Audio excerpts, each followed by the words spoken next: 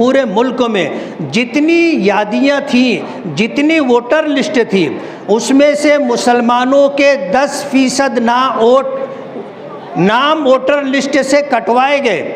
BJP की अपनी planning है, कभी ईवीएम से काम लेते हैं, कभी वोटर लिस्ट में मुसलमानों का नाम कम करके अपनी जीत हासिल करने की कोशिश करते हैं। पूरे मुल्क में उन्होंने वोटर लिस्ट से 10% नाम मुसलमानों के कम किए। जाहिर बात है, आज बीजेपी ने अगर किसी को टारगेट किया है पूरे मुल्क में तो माइनॉरिटी को, और माइनॉरिटी में ख़ास तौर पर मुसलमानों को। उनका कोई लीडर आप अगर उसका भाषण सुनोगे तो मुसलमान से शुरू होता है, कब्रिस्तान और पाकिस्तान पर जाकर के ख़त्म होता है। टारगेट हम हैं।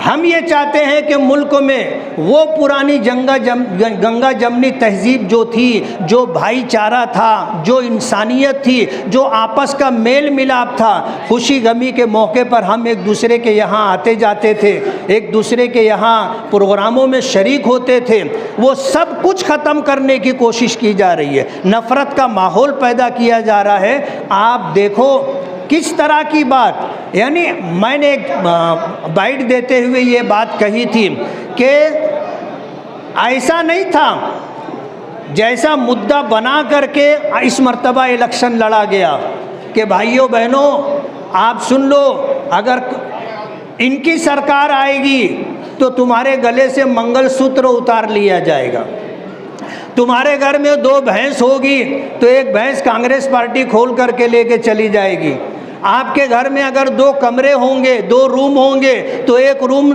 आपसे छीन लिया जाएगा। आप सोचो, ये मुद्दा है पार्लियामेंट इलेक्शन का।